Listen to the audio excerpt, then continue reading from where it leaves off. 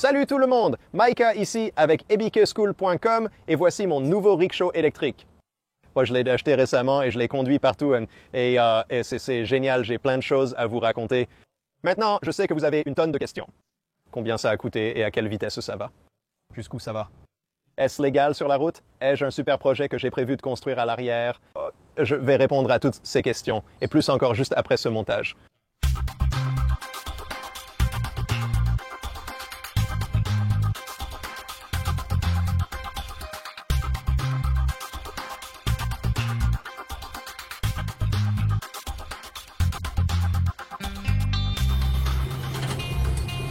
Laissez-moi vous faire visiter. Ceci est un rickshaw électrique, aussi appelé tuk-tuk, bien que les tuk-tuk soient généralement à essence. Leur nom vient du bruit qu'ils font sur la route. Tuk-tuk, tuk-tuk-tuk. Celui-ci est un trike. Il a essentiellement une partie avant de moto et à l'arrière, il a un moteur électrique intégré directement dans l'essieu, donc il alimente les deux roues. C'est un moteur de 3,9 kW, soit environ, quel est le calcul, comme 5,5 chevaux ou quelque chose comme ça, donc pas terriblement puissant. Il peut atteindre jusqu'à 28 miles par heure ou 45 km par heure, bien que je ne l'ai pas fait aller aussi vite, non pas parce qu'il ne peut pas le faire, mais simplement parce que j'ai l'impression que si je frappe un nid de poule à cette vitesse, tout l'ensemble se décomposerait simplement parce que la suspension n'est pas géniale. Il a une sorte de fourche de suspension de moto correcte à l'avant. À l'arrière, il n'y a qu'une suspension à ressorts à lame.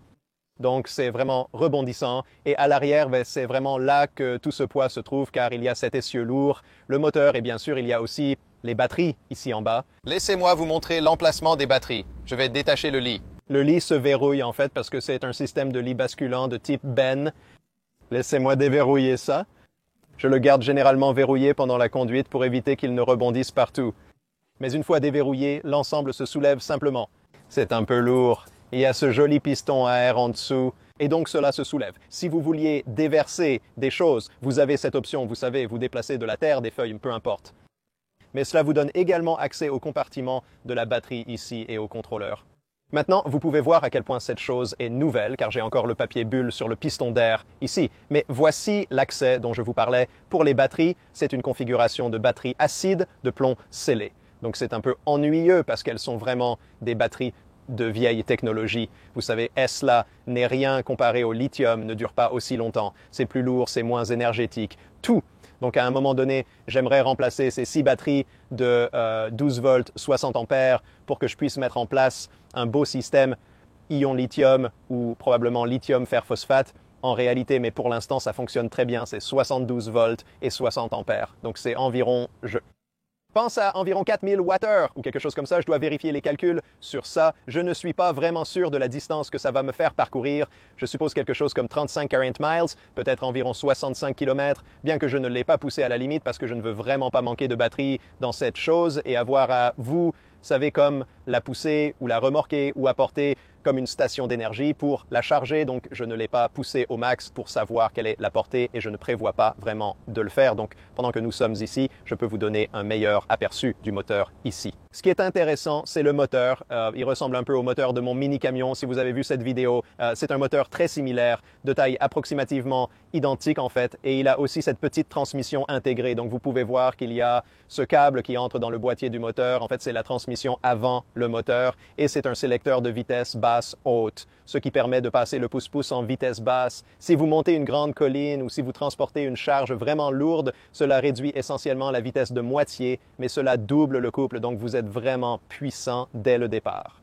Je le garde généralement en vitesse haute, mais si vous transportez quelque chose de vraiment lourd, vous pouvez passer en vitesse basse. Laissez-moi remettre ce lit en place et vous montrer d'autres caractéristiques. Donc ce lit lui-même a des caractéristiques vraiment cool. Bien sûr, il a une porte arrière, comme tout bon mini-camion ou pouce-pouce devrait en avoir une. Donc vous abaissez ce truc. Mais laissez-moi vous montrer une autre fonctionnalité vraiment cool. Donc, si vous transportez une sorte de grande charge plate, comme peut-être des feuilles de contreplaqué de 4 par 8, vous pouvez en fait ouvrir les portes latérales et les abaisser aussi. En les ouvrant, vous transformez cet objet en camion à plateau. Vous pouvez transporter toutes sortes de grands objets plats.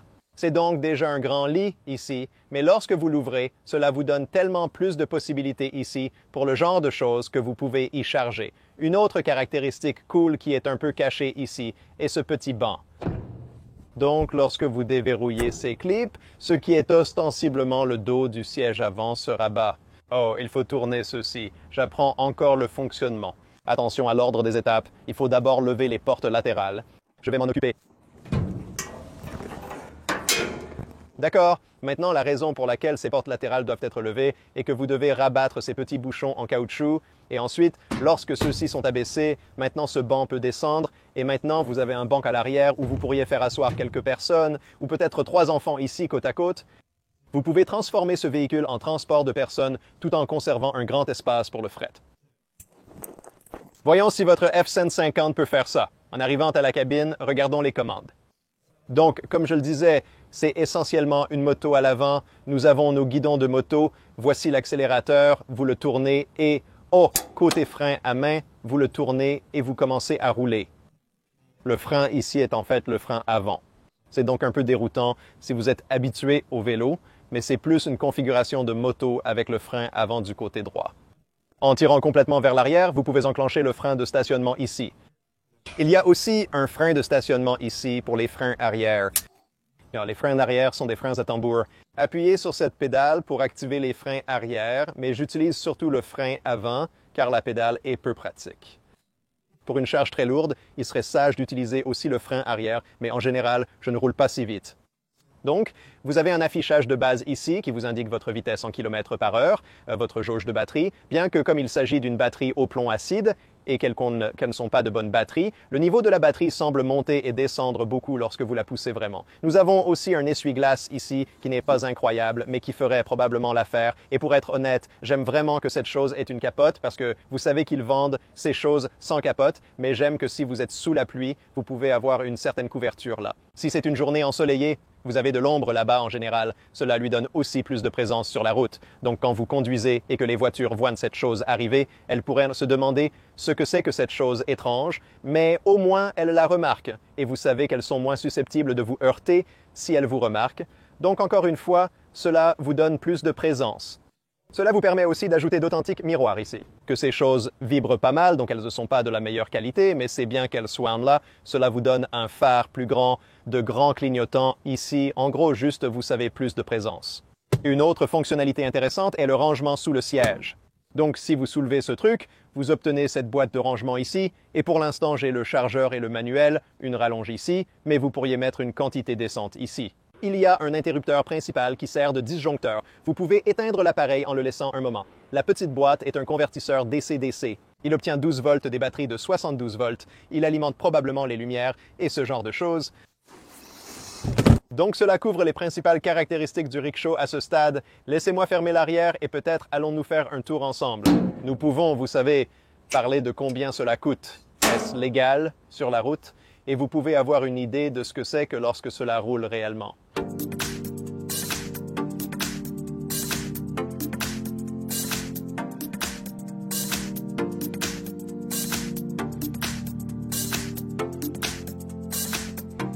Très bien, j'ai tout bouclé à nouveau. Allons-y. Vous pourriez maintenant entendre un léger tintement, voire plusieurs. C'est simplement parce que tout est assemblé de manière désordonnée, c'est tout. Aussi, c'est dos d'âne. Les dos d'âne sont un peu déroutants. D'accord, donc maintenant la qualité de conduite, je la décrirais comme bonne, pas excellente. En fait, peut-être convenable, pas excellente.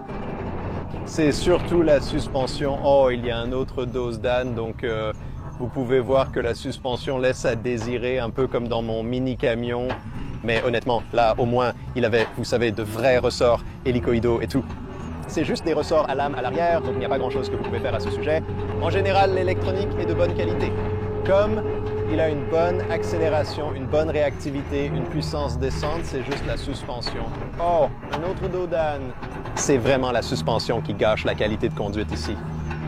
L'autre chose qui est un peu gênante, c'est que le dos du siège ici fait en fait partie du lit. Quand vous conduisez et que le lit rebondit légèrement, vous sentez qu'il bouge indépendamment du siège. Zut, il y a plein de dos d'âne sur cette route.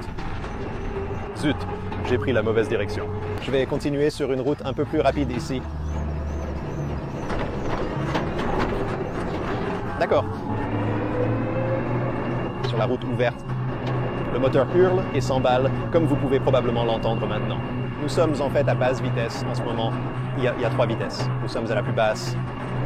Le vendeur me dit que la plupart des acheteurs le gardent en bas car la suspension rend difficile d'aller vite. Si vous rencontrez un dos d'âne, vous pourriez combustier spontanément, probablement entendre la canopée rebondir aussi. C'est plus agréable à regarder qu'à conduire, mais c'est toujours un véhicule impressionnant. Beaucoup se demandent pourquoi j'obtiendrais ça. Si vous me connaissez, vous savez que je suis plutôt libre de voiture et me déplace généralement sur 2 roues. Vous savez, ça concerne les vélos, motos et scooters électriques, tout ça. Parfois, en conduisant, vous apercevez des objets jetés sur le bord de la route, comme des meubles, du bois ou un cadre de lit que vous pourriez récupérer. Non seulement celui qui voit ces choses est comme « Oh, du bois gratuit ». Il est difficile de transporter ces objets à vélo ou peut-être vous voulez déplacer un objet lourd comme une machine à laver. Parfois, vous avez besoin de plus d'espace de chargement que ce que vous avez habituellement à la maison. Qui sait? Parfois, un vélo ne suffit pas pour transporter de grandes charges. Donc, quelque chose comme ça est agréable dans le sens où ce n'est pas un véhicule complet. C'est assez facile à, vous savez, garder dans votre garage. Ce n'est pas trop grand. Il fait seulement environ 3 mètres de long, je pense. Peut-être même un peu moins, en fait. Même en mai, vous pouvez toujours y transporter beaucoup de choses. Ce matin, en filmant, j'ai vu des étagères installées que quelqu'un avait jetées. J'en avais justement besoin pour des projets en cours. J'ai pu les saisir facilement et les lancer à l'arrière. Ce sont ce genre de choses où genre, oui, vous pourriez peut-être transporter ces choses sur un vélo, mais ce ne serait certainement pas confortable. Donc pour des tâches utilitaires en ville, je peux absolument voir l'utilité de quelque chose comme ça.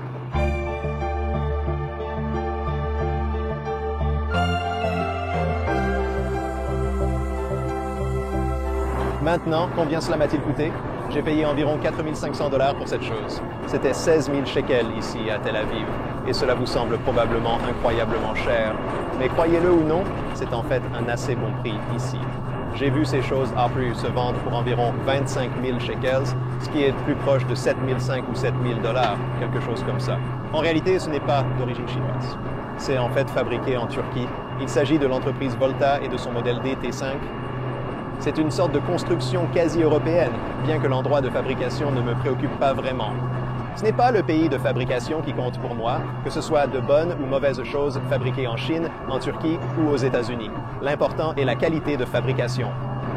Mais l'autre chose est que tout est vraiment cher en Israël, surtout les produits importés, car il y a une taxe sur la valeur ajoutée. Et donc si vous allez sur le site web de Volta en Turquie, je pense qu'ils vendent ces choses pour plus comme 2 000 $ là-bas, mais ici vous devez payer un peu plus du double avec la taxe sur la valeur ajoutée.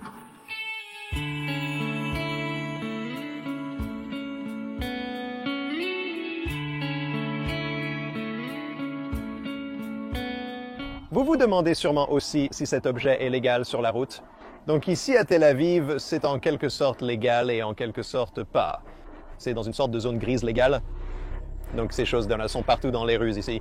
On les voit partout, et on ne recevra jamais une amende pour en utiliser un, mais ils ne sont pas réellement dans le code de la route ici. En gros, ils correspondent un peu à la définition d'un qui est comme un scooter pour personnes à mobilité réduite. Je ne sais pas pourquoi je suis dans une voie web. Il faut probablement se déplacer. Donc c'est une sorte de mobilité scooter qui peut avoir 3 ou 4 roues ici et ils sont légaux sur la route dans certaines conditions. Ce n'est pas exactement dans ces paramètres, mais la police les considère essentiellement comme des scooters de mobilité. C'est pourquoi vous verrez des centaines, peut-être des milliers dans les rues ici à Tel Aviv, car ils sont utilisés par tous les services de livraison, par les entreprises qui approvisionnent les supermarchés, la livraison de colis. On les voit fréquemment transporter des scooters comme ceux de Lineberg et Gear, et ils vont les ramasser pour les recharger et les redistribuer. Donc, ils sont en quelque sorte légaux sur la voie publique ici, même s'ils ne sont pas nécessairement dans le code de la route. Ils sont encore largement utilisés et cela ne pose aucun problème. Interdiction d'utiliser les pistes cyclables. Au début, les gens les utilisaient en mettant dans les pistes cyclables et ensuite ils ont fait une loi disant que vous ne pouviez pas faire ça, ce que je pense est une bonne idée parce que ces choses ne devraient pas se mélanger avec les vélos. C'est beaucoup plus grand et plus lourd et si je suis à vélo, je ne veux pas voir cette chose me foncer dessus.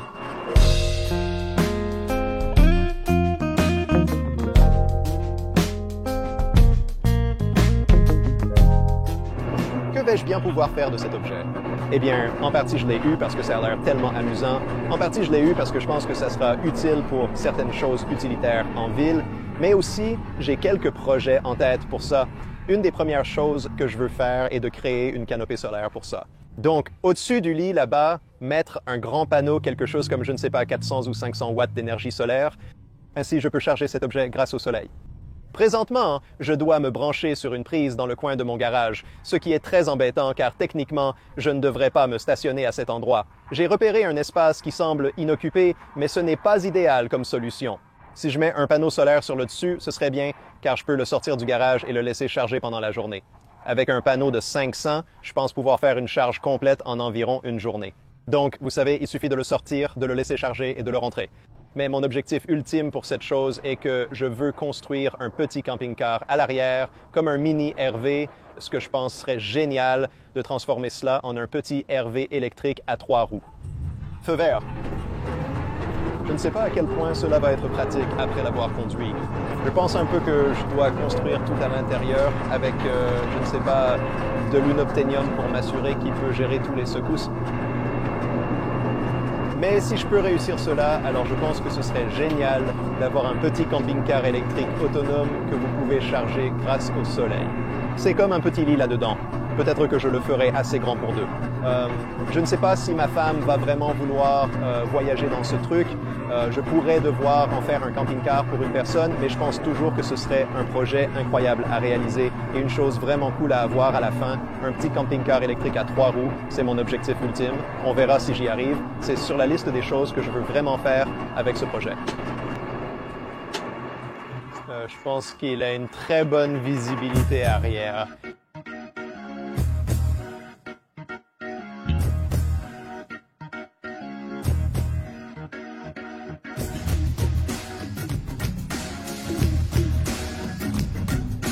Merci à tous de regarder.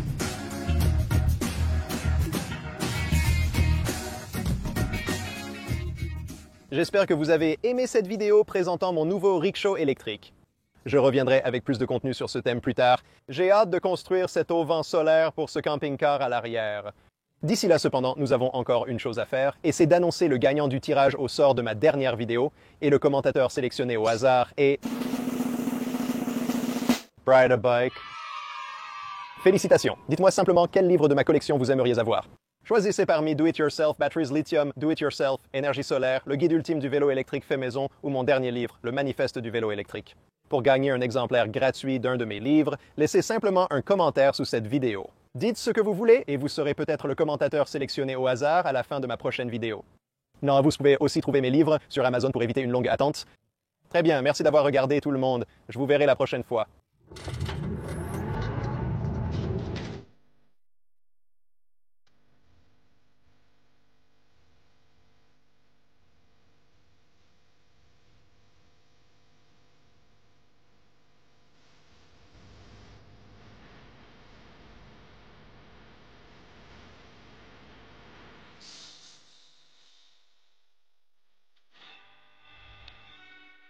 Merci.